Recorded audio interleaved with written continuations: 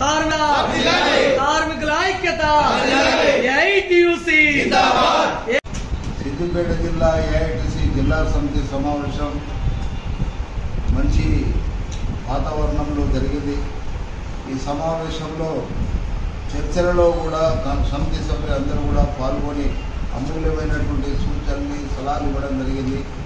AITC రాష్ట్ర సమితి సమావేశాల సందర్భంగా తీసుకున్న నిర్ణయాలను అమలు చేస్తామని, అదే సందర్భంలో 14వ తారీఖు 10వ నెల పెద్ద ఎత్తున కూడా దేశవ్యాప్తంగా జరిగే కార్యక్రమంలో దాన్ని కూడా 26/11/2024న దేశవ్యాప్తంగా నిరసన కార్యక్రమాలను చేయాలని, అదేవిధంగా ఏంటంటే ఒక ట్రేడ్ యూనియన్ క్లాసులు కూడా ఏర్పాటు చేసేందుకు కొన్ని నిర్ణయం తీసుకోవడం జరిగింది.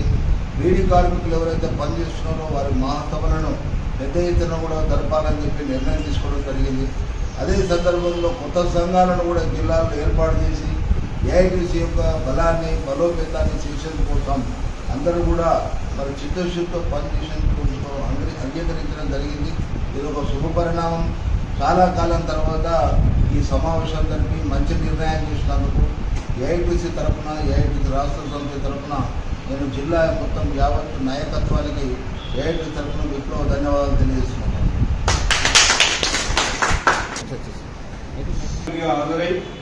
ఈ సమావేశం ముగింపు సందర్భంగా మన ఏఐటిసి రాష్ట్ర ప్రధాన కార్యదర్శి ఎస్ బాదర్ గారికి ఏఐటిసి జిల్లా సమితి పక్షాన జిల్లా కార్యదర్శి కృష్ణపురం లక్ష్మణ్ గారు సన్మానం చేయడం జరుగుతుంది.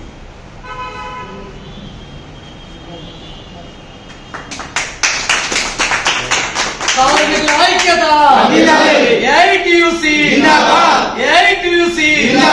పోరాడదాం కార్మికుల సమస్యల సాధన కోసం. అలాగే ఈ సిద్దిపేట జిల్లా నిర్మాణం బాధ్యులుగా ఎన్నికైన తర్వాత మొదటిసారి వచ్చిన మన జిల్లా నిర్మాణ బాధ్యులు ఎండి ఇమ్రాన్ గారికి మన సీనియర్ నాయకుడు పిట్ల మల్లేశం గారు సన్మానించాల్సిన కోరుతున్నాం.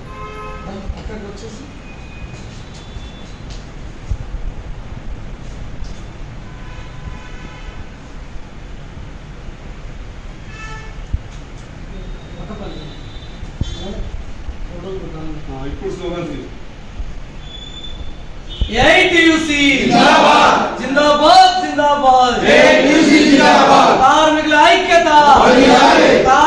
ఐక్యత పోరాడదాం కార్మికుల సమస్యల సాధనకై. ఏఐటియుసి జిందాబాద్ జిందాబాద్, అలాగే ఈరోజు ఈ జిల్లా కౌన్సిల్ సమావేశంలో మన బీడీ సంఘంలో చేరుతున్నటువంటి మన లక్ష్మణ్ గారిని ఈ కండువ కప్పి మన ఏఐటిసిలోకి ఆహ్వానించాల్సిందిగా కోరుతాము.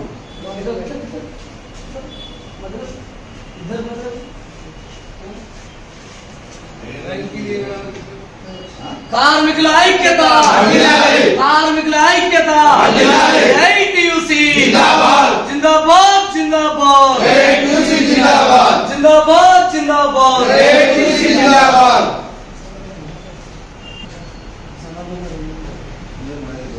ఈ సమావేశానికి ఒక 2 నిమిషాలు మాట్లాడాల్సిందిగా మన రాష్ట్ర